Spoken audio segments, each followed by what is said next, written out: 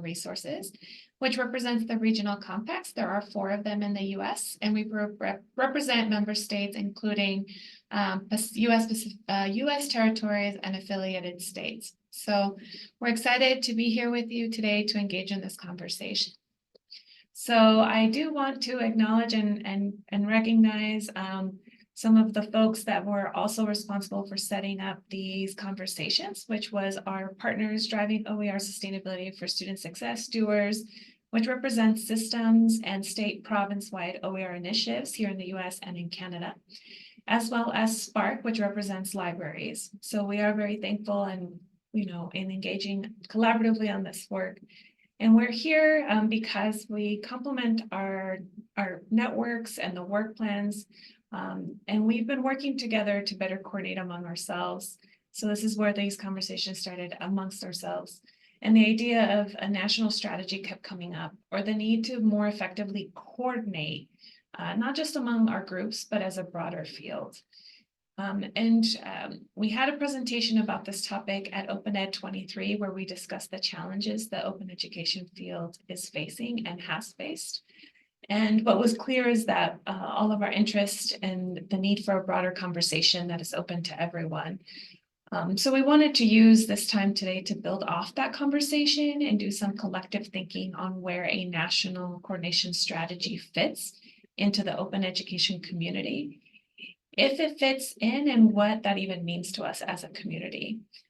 So in order to do so, we thought it'd be great to have some interactive components and engage in those conversations with you.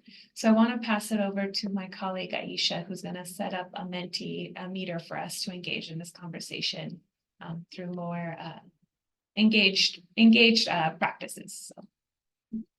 So if you can please join us in this Mentimeter, you could either use your phone to swipe the code, or you can go visit the link that's in the chat. And you can use the code at the top of the screen share. Thank you so much, Liliana. And hi, everyone. My name is Aisha. I am an open education coordinator at SPARC, and I'm based in Maryland. I'm so excited to get us started off with these questions. So like Liliana said, we're using Mentimeter for this presentation, and just go ahead and follow the instructions on the screen, scan the code with your phone, or you can use the link that's in the chat, which is the easiest thing and what I recommend doing. So to get us all warmed up with Menti, we just have some starting questions, which is, what state do you work in? Nebraska's in the center right now, California, South Dakota, New Jersey, Iowa. So I'm seeing a lot of states. If you're outside of the US, just share what country you're joining us from. I'm not seeing any Maryland. That makes me sad. Rhode Island. Texas, of course, has to be in the center. I love that. Hawaii. Amazing. So our next question is, what is your professional role? Librarian. That's no surprise that librarian is nice front and center. I love OER cheerleader, associate dean, faculty, OER librarian. So a lot of library representation in the room today. So my last warm-up question for you all is, how many years have you considered yourself part of the open education community? So we have a lot of long-timers here. I'm in my 3rd year, I would say, with the open education community. I remember doing these conversations and being like, I'm new, and now I don't know if I can claim new anymore. Less than 1, I love to see. Welcome to the community. I hope we're treating you well. We're so excited to have you part of this conversation. Other. Okay, we have some 12 that are 11 plus. That is amazing. If you filled that out, share in the chat who you are and how you got started with the community. That is so cool to see people who have been here for over a decade. So with that, I'm going to pass it over to Kathy, who is going to be doing our next couple of questions. Hello, friends. Thank you for joining us. It's so great to come together and share ideas about how we can move forward with this. I'm Kathy S. Miller. I'm with Open OK State at Oklahoma State University, and I'm here representing DOERS, which is an organization that Leona described earlier. Our first question here is, do we need a national strategy for open education? And then there's a reminder again that we'll ask again at the end. We'll see how our conversation has shaped our ideas. And as we're moving through these questions, in order to really facilitate the ideas that emerge through this and conversation, we'll be going into breakout rooms, I think around the half hour to tease at some of the suggestions that are made and see where we want to move with them next. So maybe another minute or so here as you ponder this. Do we need a national strategy for open education?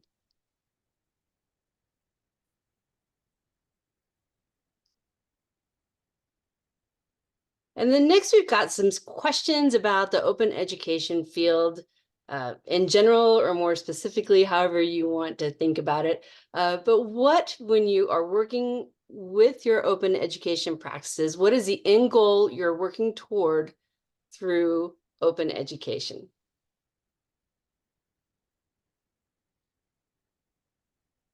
And I think this will scroll in a bit, and we still, lower costs, improve student success. And isn't that, it's so interesting too, and how are we even defining student success? Or are we letting students, inviting them to define their own success? Retention, learning, affordability, customized learning, contextualizing it, excellent. Increased awareness, supporting faculty as they adopt open practices. Reducing barriers and lifelong learning, right? We run into that a lot. I'd love to see all these ideas and how it's just popping. Affordability and flexibility, that's a big deal. The pathways, no-cost pathways, increased diversity in content. That's one of the neat things that we see is things are contextualized, isn't it? Oh, and specific, helping students in Ohio and beyond, doing something wonderful stuff, I'm sure. Sustainable higher education system, prioritizes learning. Great, excellent. Open pedagogy and innovative teaching. Wonderful. Increased diversity in the authors of the textbooks. Yeah, all the different voices that we can bring in as we expand the ways in which people can enter the scholarly conversation. Helping students learn in a way that they want. Right. Thank you Good. so much, Kathy. I have to just reset my share for 1 second because the Mentimeter got a little bit messed up, but I'm going to reshare in a second. And That's excellent. And if you are noticing in the chat, we've got folks introducing themselves and sharing kind of their history with the work. I am seeing lots of names that I have cited. I hope you all are enjoying being in the room together. And I think it will be great to see how these ideas converge and clarify. So it looks like we've got 92 responses. So if you've got more ideas, there we go. Moving on. And I think Liliana will guide us through these next couple questions. Yeah, so one of the additional questions we wanted to engage you all is, what are the greatest successes or the strengths that we have experienced as an open education community? And so a lot of the things that we're sharing is that we've built a very cohesive community. There's a lot of flexibility and collaboration and customizability. Wow, I'm struggling with that word today. And drawing attention in the state legislature on the impact of course materials on students. Fantastic. I definitely can speak to the networking collaboration that exists in this community. And it's a great place to reflect on personal practice and building on each other's work. So it's fantastic.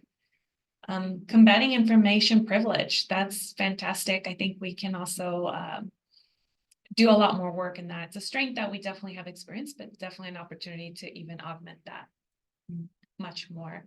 Cost savings, sharing by default, collaboration among SMEs across the world. I think that's a uniqueness of our community, that we can interact with other folks in other parts of the world, and we understand what we're doing and the merits and the ethics around it. So that's fantastic. Ability to refine materials to be more responsive and reflective of students' lived experiences. I know there's fantastic work happening that is doing just that. and moving beyond a static textbook to move students into active learning and engagement with their materials. These are all fantastic successes that we have enjoyed as an open community. Access, indigenized and localized content. That's definitely something that we enjoy as a community. And involving students in course materials and creation. So I know that a lot of us are now looking to augment and scale up open pedagogy in our institutions and in our work. So it's fantastic. So 75 responses to all the amazing things that we've done successfully as a community. And just to let you all know, we are going to break out into breakout rooms so we can actually engage in conversation. So this is just to kind of share and see where folks are collectively through the Mentimeter, but then we are going to engage in smaller group discussions through breakouts here in a little bit. So you'll have opportunities to voice a lot of these things and share with your colleagues in this room. So some of the greatest challenges that we're facing as a community, the threats and the gaps are, definitely the continue, how do we create, adopt, and adapt OER? It does require funding, so how do we sustain and how do we afford those things? Sustainability, faculty burnout, definitely. Sometimes it's not recognized, all the work that faculty put into creating OER and adapting them, adhering to the 5 R's, so it's definitely difficult. Librarian burnout, there is a lot of education that goes into helping faculty and administrators learn about OER. Ancillaries for OER, concerns about quality, sustaining infrastructure, and inclusive access. So how do we support our institutions to be able to continue the work on open education? There's not enough time. I think many of us wear multiple hats, and we recognize that a lot of this work that we do on open education is usually done because we're passionate about it. We're not always compensated in money or time to be able to do this work. Leadership acceptance, definitely a challenge. Tenure and promotion policies, not recognizing open education contributions. That's definitely something that I know many of us are working on to address. Duplication of efforts. So that's one of the reasons why we're here in this conversation, to be able to engage you all on how can we coordinate better so we're not duplicating our efforts as a community. Lack of incentives to develop open education, budget crisis at many institutions, especially amid decreasing enrollment. Good metadata, definitely. Lack of administrative support, and how can we convince them when we haven't really measured the return on investment of OER open education? That's definitely something that I know I'm working on at our institution, our organization. Not being taught in educational programs. So teacher prep programs, do they know about the beauty of OER and open education and open pedagogy and all these other things that we're using as a community? Not having a unified voice. That is definitely why we're here, to see if we could coordinate a unified voice as a community.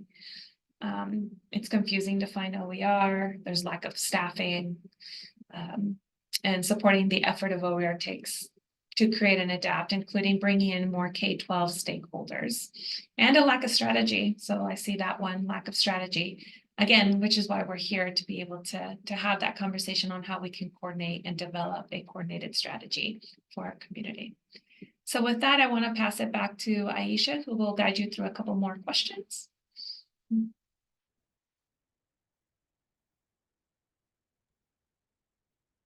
Thank you all. So a lot of amazing questions, open-ended questions, the last few, and wanted to now focus on, from your perspective within your roles and your experience with open education, how well coordinated is the US open education field? So seeing mainly twos, meaning not so well coordinated. A couple of people have said 4, and since that number is so low, I'll be interested in hearing your perspective, if you want, in the chat on the ways we're very well coordinated, because I think that is great to hear. Some positivity. Okay, I'm just going to give a couple seconds for everyone to get their answers in, but it looks like 2 is winning.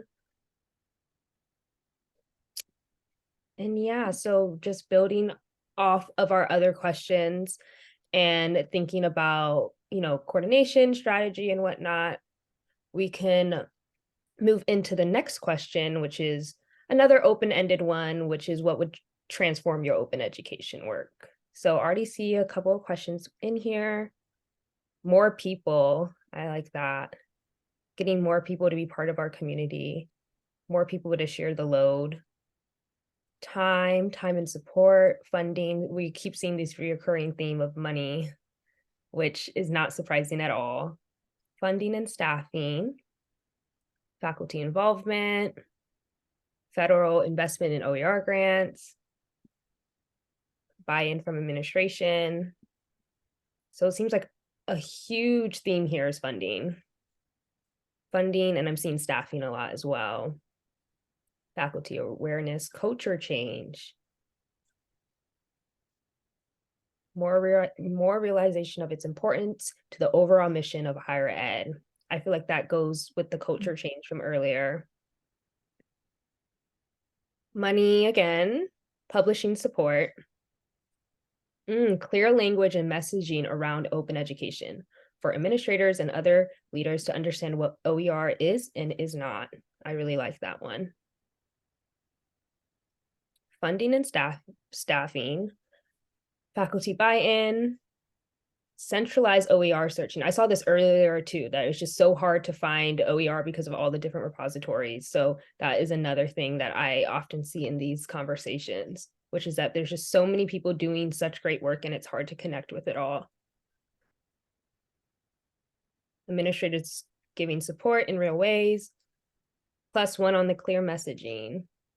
That is something that I think is very important for us to focus on as a community, is having messaging that we all agree on and that is clear. A place to share, build on, and present OER work with peers in similar fields. So kind of a place to connect across, just outside of your institution as well, with other people who are doing work. And that goes into the duplication of effort, where we don't really have a lot of avenues to talk to each other, and then duplication occurs. More assessment and activities, the one OER repository to rule them all. I like that. Students having a clear idea of what these are. Yes, I know that when I was a student, I didn't know what it was. And as soon as I found out what it was, I was like, why didn't I know? And why aren't more students about this? But it's really just because they aren't aware. So 100% support that one. So it's looking like the questions are slowing down. So I'm gonna pass it on over to Kathy.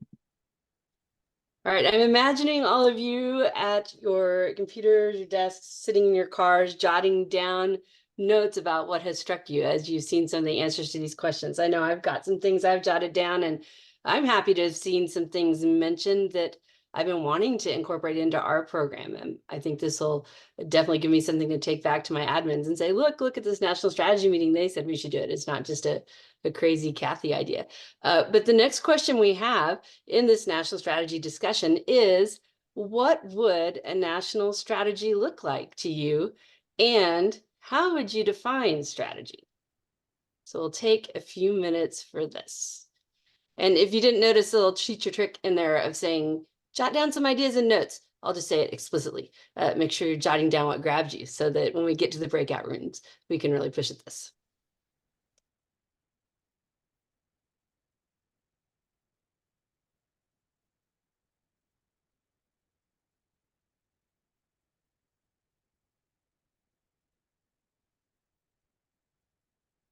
So it looks like the national strategy would include clear messaging and goals, shared funding, shared goals, inclusive assessment and system for measuring impact, finding that shared vocabulary, established standards, definitions. And when someone who has systems understanding wants to dump a definition for strategy in there, or if you don't and you want to say what strategy means to you, we definitely would like to see that. Oh, there we go. Strategy, nice overarching vision for education in the US, mandates for each state, KPIs then to meet in a time frame, Excellent. Clear set of objectives that the field is working toward.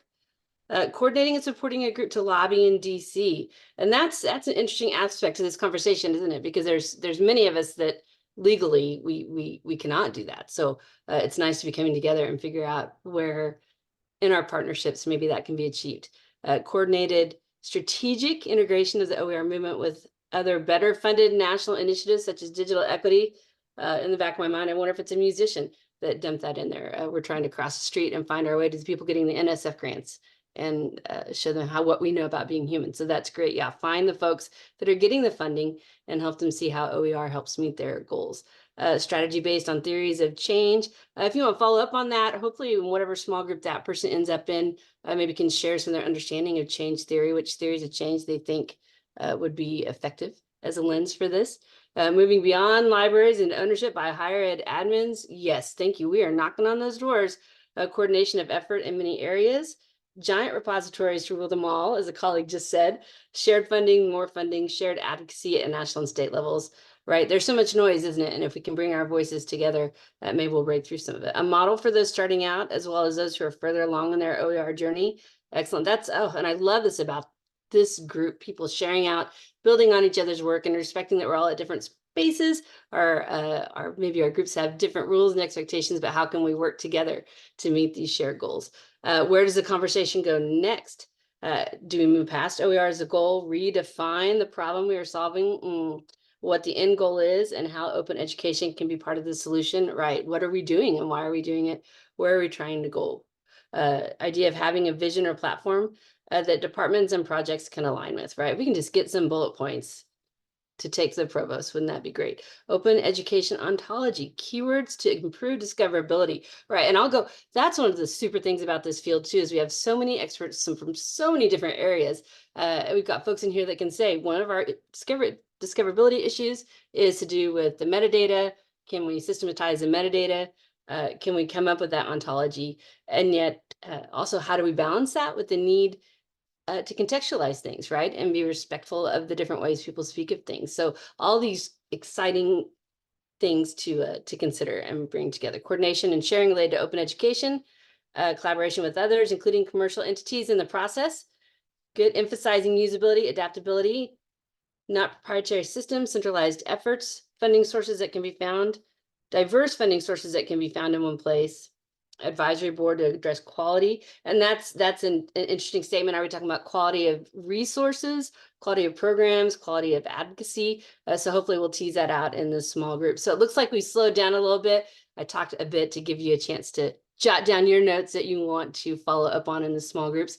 And we can probably move on to the next question, Aisha, if you feel like we're ready. So the next question, what priorities or objectives would you want a national strategy to achieve? And I think someone suggested in the previous slide that we keep this in mind. So what priorities or objectives would you want a national strategy to achieve? So we're just gonna have quiet here for a little bit while everybody finds their way to this answer.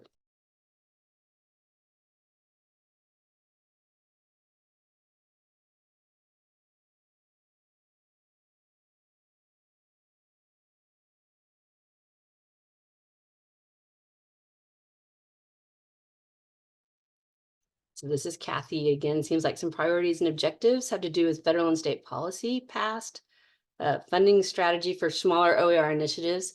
How can we come along some of those smaller organizations, coordinating advocacy efforts, sustainable funding, and also, okay, so whoever put that in there, what their sustainability as the ability to reach your organization's goals.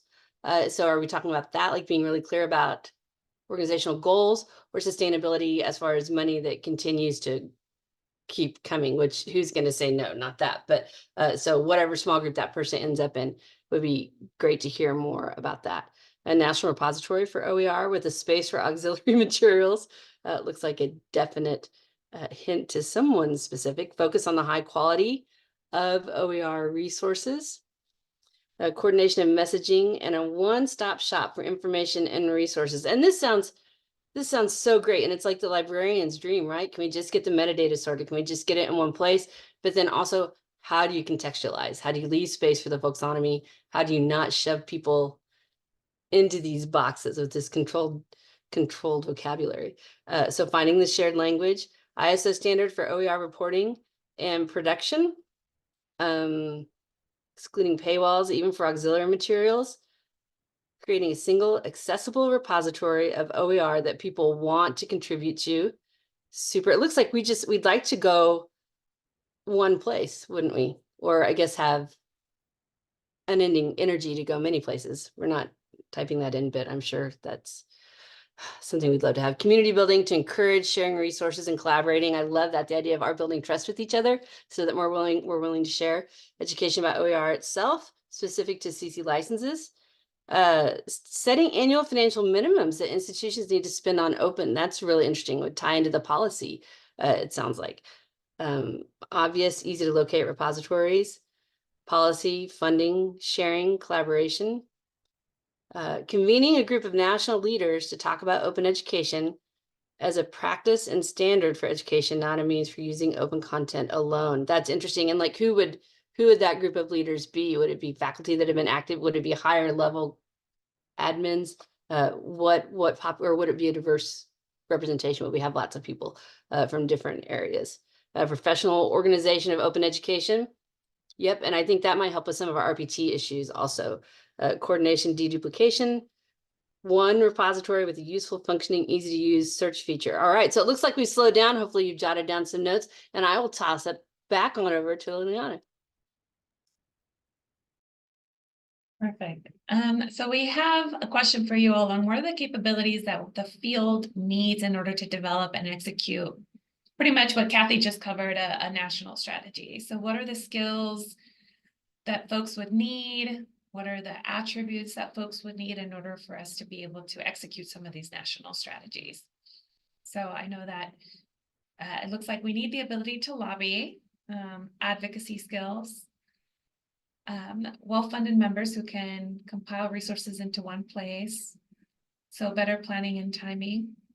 So that could be also technology. So it could be the skills that folks need, but also the technological needs that would be required in order to sustain and execute a national strategy. A central organization, steering committee involving institutions, professionals across the country, not merely flagships. Someone that can do assessments and can write good policy.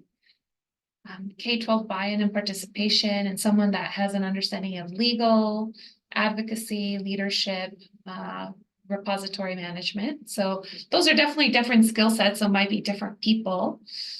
The ability to communicate with each other. I miss Twitter too. I miss it too.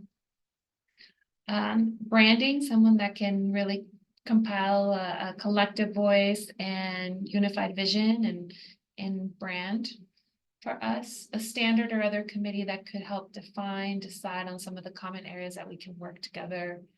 And how do we bring in small schools, especially those with limited staff and time? So again, like, what are the capabilities that the field would need? So both, like, what are the skills that folks would need in order to execute a national strategy? Also, what are some of the technology pieces that we might need or utilize to execute a national strategy?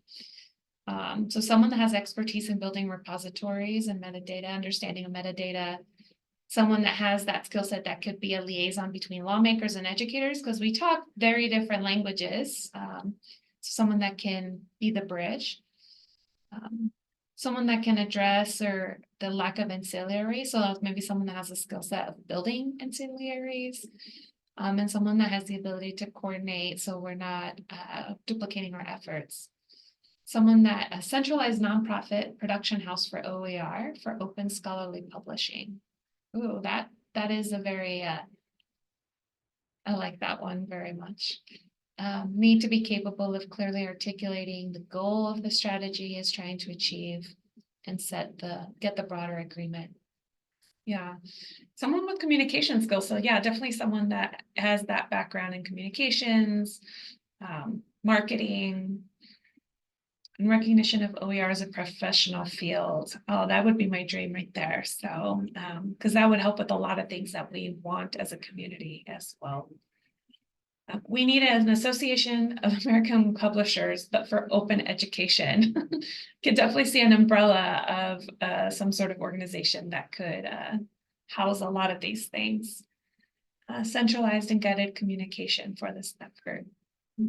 So these are all fantastic ideas. So definitely please get your responses in before we move on to the next question. So it looks like a +1 for professional organization. So our next question for you all, and don't worry, we're going to break out in breakout rooms here in a little bit, but what would a community-driven process to develop a national strategy look like? I think we've done very well as a community that works collectively and collaboratively, and we want to make sure that whatever strategy gets developed, that we do so as a community, which is why we're here today in these conversations. So self-organization, it starts here. Yes, so you're all here. So I think we had 172 people registered for this meeting today, and there's 2 more that have more than 100 folks registered. So it's fantastic to have you all here because this is a community-driven enterprise, and we want to make sure that whichever direction we proceed as a community, we do so as a community. So looking at UNESCO as a possible model. Grassroots and inclusive, so definitely want to make sure that we continue doing that. And that the inclusive organization has outreach for diverse representation. Looks like lots of opportunity for feedback along the way to inform the direction. +1 for the Open Ed conference structure. So a lot of folks definitely love that structure. Is there potential to replicate that? Some kind of board or group, maybe volunteers for now, but eventually elected, similar to the board that puts on the Open Ed conference. Okay. Empowering people with expertise and experience, but lack of institutional support to participate. So this could be a vehicle also for professional development or for folks to exercise the skills that they can't in other facets of their work. Workshops like this are a good start. Clear objectives and multiple pathways towards participation. I think that spoke to the previous slide, which what are some of the capacities that we would need. There'd be a lot of opportunities to really engage in multiple ways. Representatives from lots of different types of locations, institutions, and to seek out new voices to add to the conversation.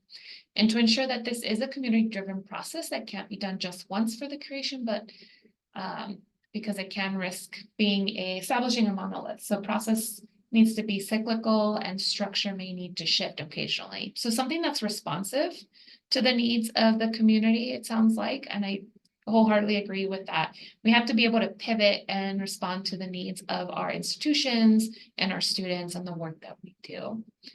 So continuous improvement built into the planning, hiring someone to do the long-term work.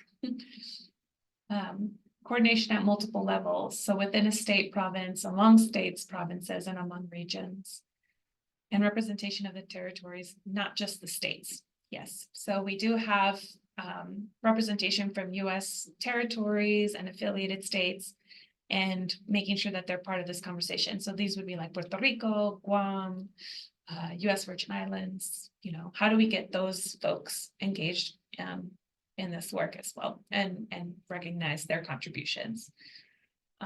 Involve small schools too, and make sure that we are aligning with SDGs. And build on what's available. So that's part of why we're here, because there's a lot of folks that have a lot of amazing skills and are already doing the work, but we're not coordinating as effectively as we could be. So how can we do that more effectively? So we're not duplicating the efforts, and we are maximizing and leveraging the skills that folks have. So it looks like folks that it's slowed down in responses. So I think we have 2 more questions, and then we're going to break out into breakout rooms so we can engage in small group discussions. So I'm going to pass it on to Aisha. Thank you so much. So yeah, we only have 2 more questions for you that we're going to get through pretty quickly. The first is anything else on your mind regarding this conversation that you haven't had the chance to say, or you felt none of the questions got at. Wanted to give you all a chance to voice whatever you're thinking and whatever comes up in your mind. And if you have nothing to say, that is absolutely okay too, because we are going to be yapping more once we break out into breakout rooms. Will any conclusions, reflections from this session be reported back out after? So yes, we are having a session during Open Ed Week. If someone could paste in the chat the exact date and time. And we will also be sharing this at the end of the webinar, but we will then be taking these conversations. We're having a few of them and be reporting back out to the community. I am excited to hear from those who do not think we need a national strategy. Absolutely, all viewpoints are welcomed and will drive this forward and help us reach whatever needs to be reached. It is important to hear everybody's perspective. Not only focusing on open education strategy, but broader ZTC strategy. That is important. I was only took when I was in school ZTC classes at my community college. I would find them marked with it and sign up automatically. Look at how open education can support the declining perception of the value of higher education. That is interesting. I'm excited to hear more about that. Agree about the concern about a strategy / national org excluding people who can't afford membership fees, but also think we need to do something. Yes, we always need to ask ourselves who is being left out of conversations, organizations, whatever the case may be, and how can we make it easier for them, and how can we ensure that we can include as many, if not all, people. If a national strategy is created, who would have the authority to sign on to it? That is something for us to figure out as a community. Yeah, figuring out how the open ed sets it apart and really leaning on that. Absolutely. It's exciting to see the beginnings of a collaborative national movement. Love that comment. Is removing barriers a better way of stating our goal? Openness is just a tool to accomplish that goal and shouldn't necessarily be the end goal in itself. That is a really good point. I think we should expand on it as a community and talk about. And I think it goes back to that clear messaging, clear goal, and whatnot that we would have to work together as a community to figure out.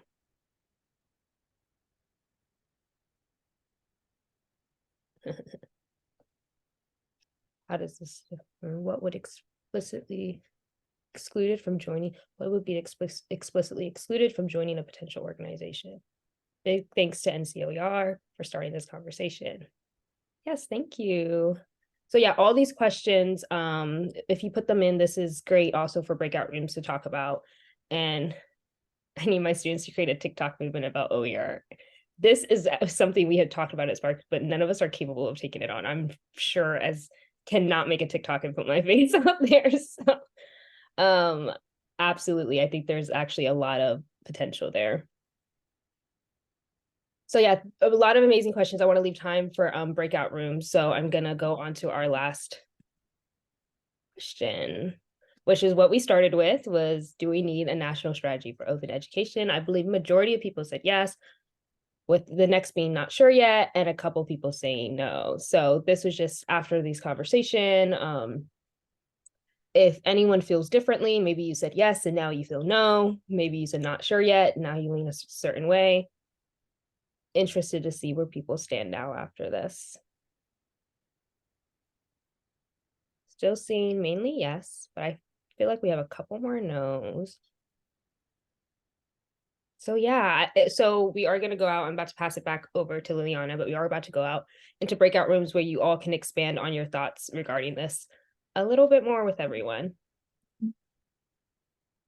Hi, everyone. So we're going to be broken out into breakout groups randomly. So please bring your thoughts, questions, comments to those breakout groups. And we're going to have 6. And you'll be engaged in conversation with your fellow colleagues and community. So Annika, take it away.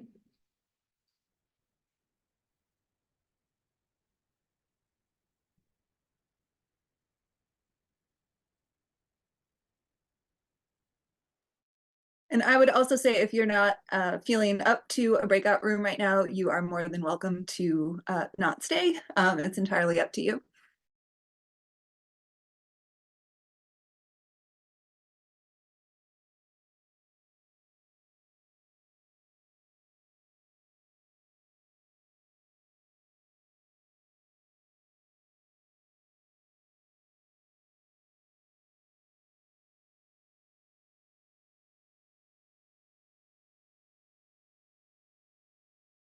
Then we watch for news. Part of that, part of